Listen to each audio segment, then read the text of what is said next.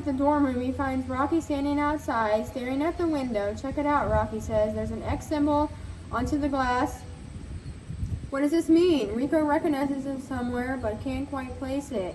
Rico swallowed hard of the previous night flooding back to him. I think it's in there.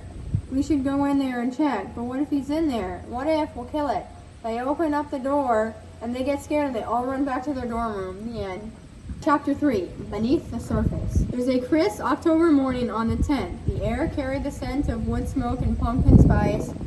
Halloween was just around the corner. Decorations were on every porch, friendly ghosts and grinning skeletons, a stark contrast to the chilling symbols that had been appearing around town. Little did anyone know that behind it all was closer than they thought. But why would be the question that would soon haunt their every waking moment.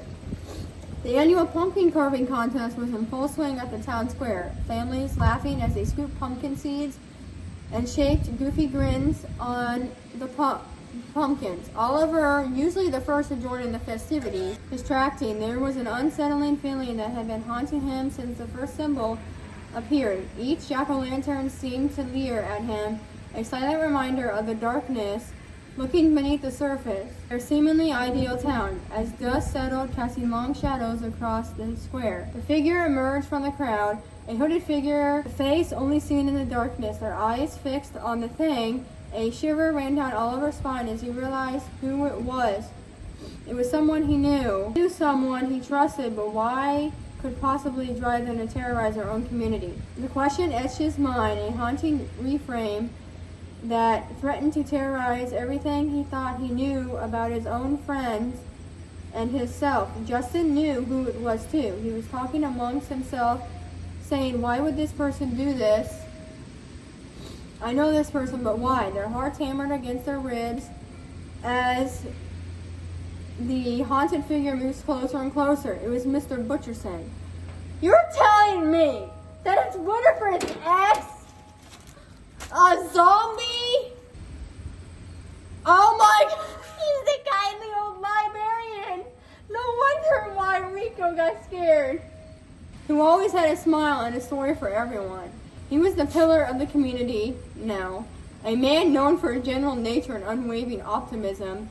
But there he was, his face hidden, and no one had ever seen before. He stopped just a few feet away, his gaze piercing through. Rico gasped, his voice a discarded echo of the familiar tone he knew so well. You should not be here. It's not safe for you. Confusion warmed with fear as Rico struggled to make sense of the situation. Mr. Butcherson, what's going on? Mr. Butcherson, what's going on? What are you doing?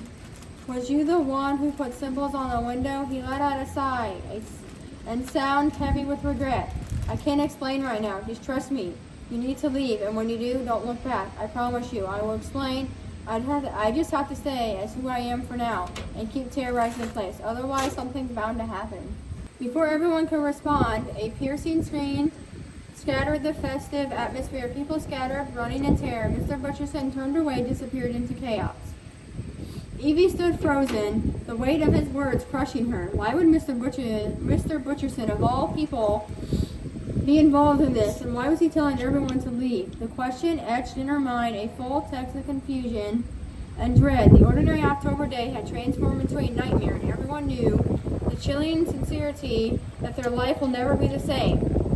The scream that ripped through the town square came from the elementary school auditorium. For the final dress rehearsal for the annual Halloween play was underway. This year's theme was Haunted Mansion, a story of spooky skits about a legend about eerie things that happened. Teddy's younger sister Charlie was the lead role as one of the ghosts as Jedi Blackwood, a ghost that haunts the mansion outside of town. Panic erupted as parents who were helping with costumes and props rushed together as to get their children. The source of the screech was revealed to be Mr. Davidson, the PE teacher, who had discovered a disturbing symbol painted on the wall, the same symbol that had been appearing around town. The fear of it grips the room as a realization died on everyone. This wasn't just a prank. It was something far more sinister. Mr. Ronson, who had been helping Charlie with her lines, slipped away unnoticed in the chaos.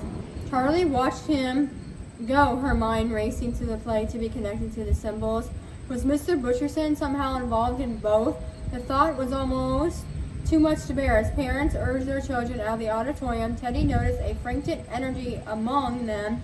They whispered to each other, their faces etched with worry. It was clear that they knew more than they were letting on of the town of Evelyn was crumbling, revealing a rather secrets and hidden pieces that threatened the town.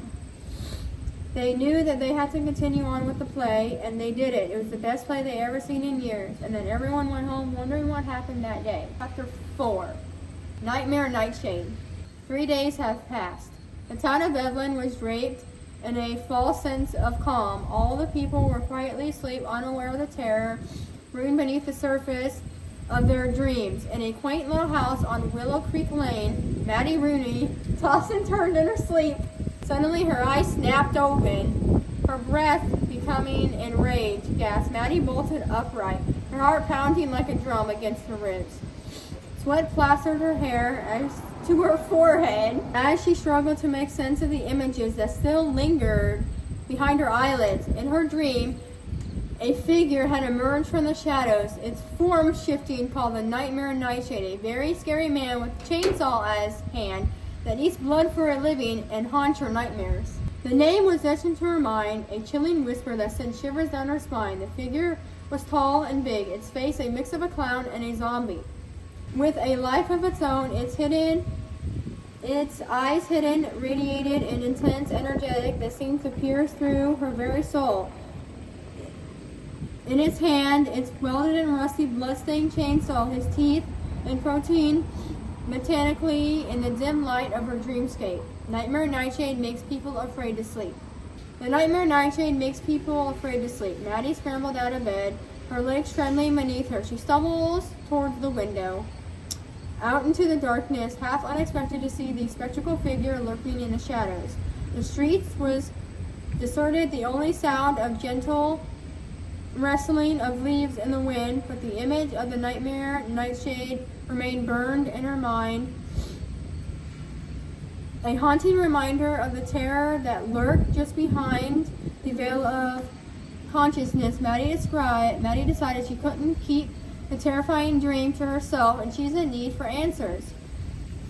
The next morning, feel like caffeine and a yawn sense of dread, she ventured out to Evelyn, determined to find someone who might know something about the Nightmare Nightshade. She started with Mrs. Gable, the town's mayor, a resident historian, hoping she might have stumbled upon some reference to the figure in her search. Mrs. Gable, Maddie began, her voice trembling silently. I had a really strange dream last night. I was hoping you might be able to identify someone, his name, or what I think his name is Nightmare Nightshade. Maddie tried to describe the figure as best as she could, forcing on this morning mist that observed his face, and then the rusty chainsaw he involved in. Mrs. Gable insisted intently. Her connection on Maddie finished. The mayor leaned back in her chair, a thoughtful expression on her face. Nightmare Nightshade, she must. That's a name I've never came across in my life. But give me a day or two, and I'll look into the artifacts and see if I can find anything that matches your description. So Maddie went back and decided to stop at an old diner just to get it off her mind and of everything. Today was a bustling October morning on the 18th. Marnie Piper, aka her, she's Marnie Piper working at a diner, is serving pumpkin spice lattes and monster shake cookies. Dylan is wiping tables, rolling his eyes at the spooky decorations. Dylan does not like Halloween. The Cauldron Cafe is more than just a diner. It is located in the town with a mystical vibe and known for its enchanting atmosphere, especially during the October. The interior is adored with glowing pumpkins, friendly ghost cutouts, and whimsical silhouettes. As you step inside, you're greeted by the sound of bubbling potions, especially teas and freshly baked cookies. The interior is a mix of cozy and spooky with bubbling cauldrons on the table serving as centerpieces. Walls lined with antique spell boxes and flickering candlelight that cast dancing shadows. Her, the owner, is always dressed in her Marnie Piper attire. Adding to the magical atmosphere, she's known for her warm hospitality and the feeling of enchantment that permits the cafe's regulars swear that they can feel a tingle of magic as they walk through the door, and rumors swirl that Marnie is more than just a Halloween witch. Maybe that Marnie is more than just a Halloween, maybe she's a descendant of witches or perhaps a witch herself, and using the cafe as a place to practice her witchcraft. Either way, the Cauldron Cafe is a place where the town meets the magical and where anything is possible. They have burgers, tacos, and sandwiches, and of course, sides. The classic Cauldron Burger, a standard cheeseburger with lettuce, tomato, and a special Cauldron sauce, a slightly spicy mayo. The ghostly guacamole burger, topped with homemade guacamole, crispy bacon, and pepper jack cheese. I don't like guacamole. The monster mushroom Swiss. Sardine mushrooms. Ew, who eats sardines? And onions with melted Swiss cheese. Witch's chicken tacos. Taco shredded chicken marinated in a spooky chipotle sauce topped with a cilantro lime drops. Ew. A vampire steak taco. Thinly sliced steak with ground onion, peppers, and a drizzle of cherry sauce. Zombie fish tacos. Grilled or battered cod with mango salsa and spicy sauce. The mummy wrap, a grilled cheese wrapped with hummus, veggies, and a tangy Tyson dressing. The Phantom Philly, a classic Philly cheesesteak with your choice of cheese and toppings. The Bewitched BLT, a BLT with avocado and drizzle of balsamic glaze, potion fries, regular fries with sprinkle of magic. Seasoning and herb and spices, cauldron corn, the ground corn on the cob with a smoky paprika, butter goblins.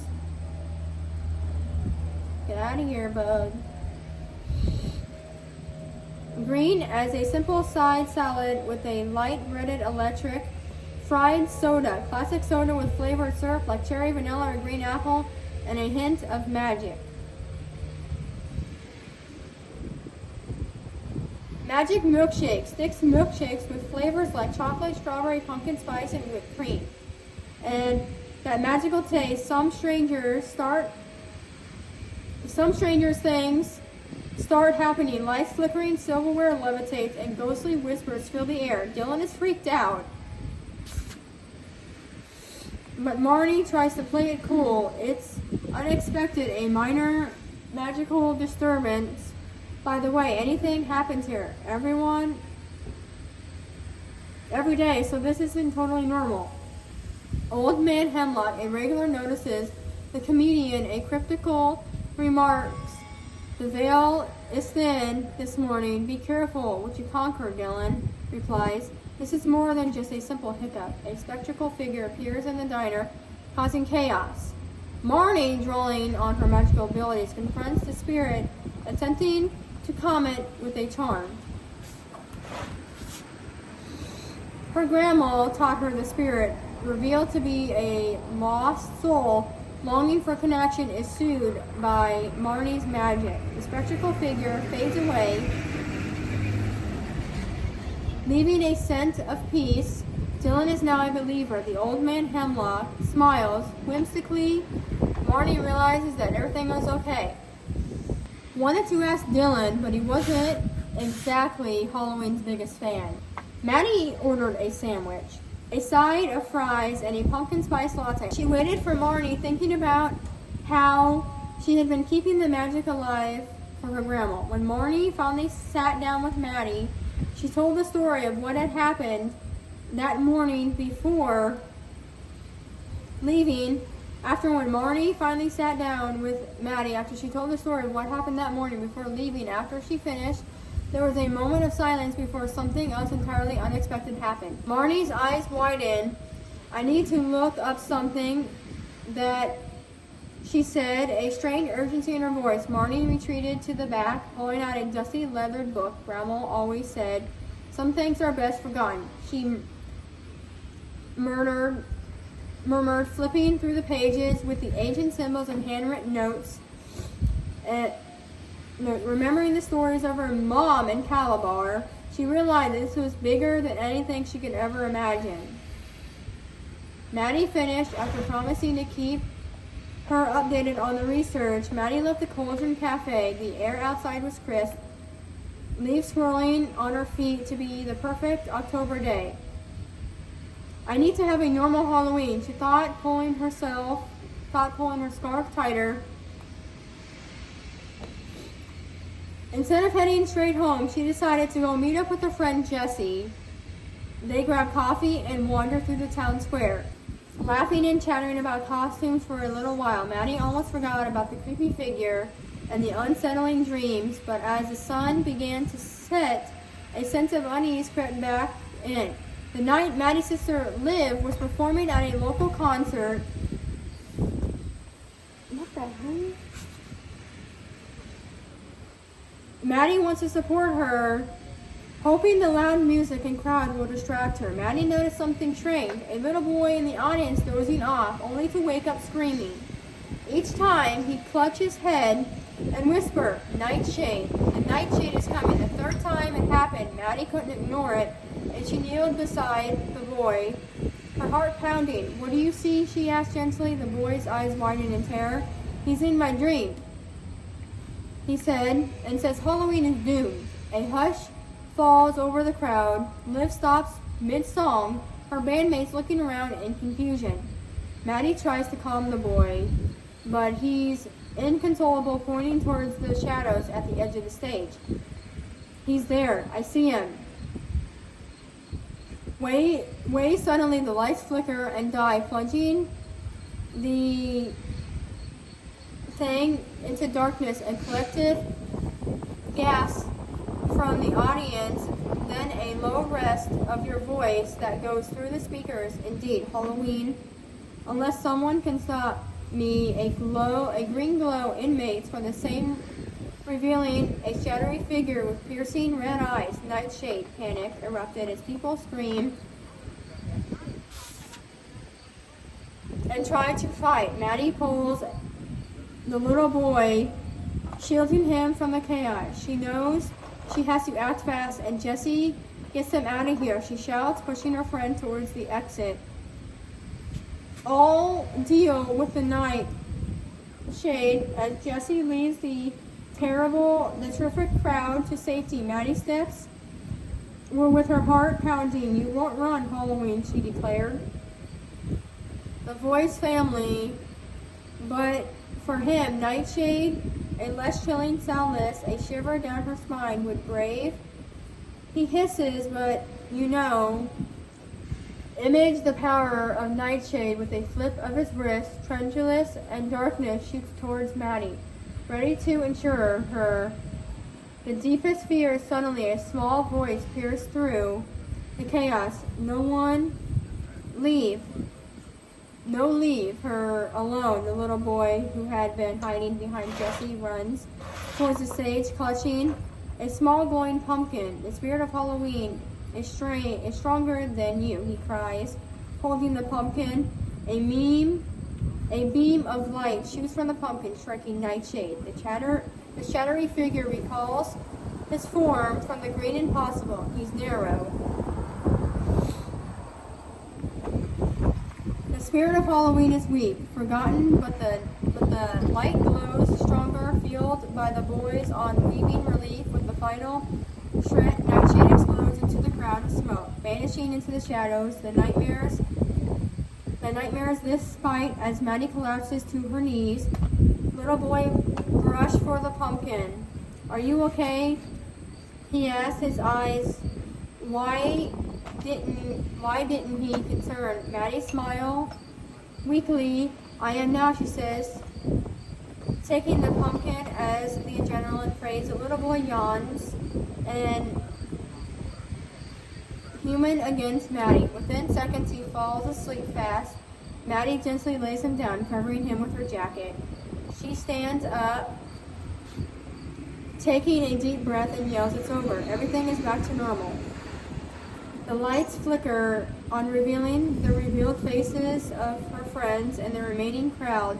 A cheer rubs feeling her friends and the remaining crowd. A cheer rubs the venue with a sense of hope and the renewed Halloween spirit, and Liv starts singing again. With Nightshade defeated and the Halloween spirit restored and the crowd happy, Maddie, Jesse, and Liv exchange tired smiles. The weight of the night finally settled upon them.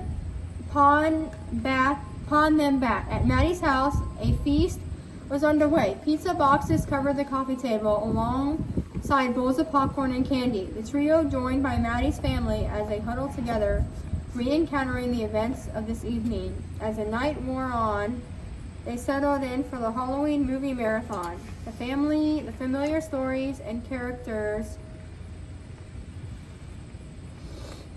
and confronting reminders of the holiday they had fought so hard to save. Despite the exhaustion and sense of warmth fills the air, the room, and reminding them of the importance of friendship and courage in the face of darkness. As the night wore on, they settled in for a viewing of Hocus Pocus.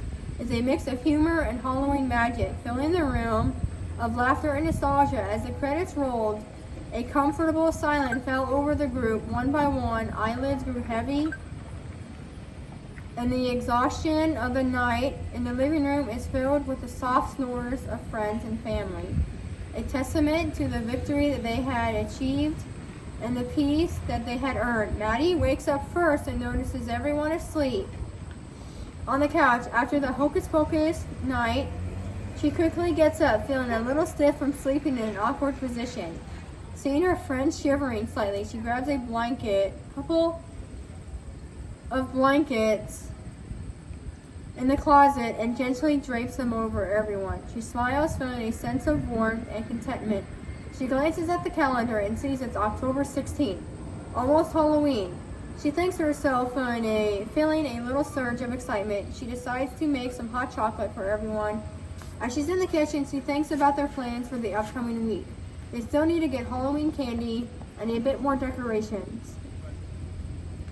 When her friend starts to wake up, the smell of hot chocolate fills the air. They all sit around the kitchen table, sipping their drinks and chattering about their favorite Halloween costumes from years past. They make plans to go shopping for candy and decorations. The next day, excited for the spooky festivities to come, she tells everyone, saying, "We need to go shopping tomorrow." Maddie says, staring at her hot chocolate, "We need to get all the Halloween essentials." "Yes, I'm so excited. What kind of candy should we get?" "We should definitely get Reese's, Milky Way, Hershey's." Emma replies, "Let's get a mix of full size and regular. We don't want to get the little kids too much sugar." "Happy, good idea," says Maddie. "We need to get a couple of many decorations to top things off. Nothing too crazy, just some fun little spooky touches. Oh, we need to get 2 bowls of candy this year. Last year we only had 1, which wasn't enough. We were constantly refilling it, and we need to have 5 bags of assorted candy and maybe 4 packs of 18 candy bars. We don't want to run out of candy again." They are in agreement, already picturing the excitement of Halloween night as the joy of handing out treats to all the kids in the neighborhood.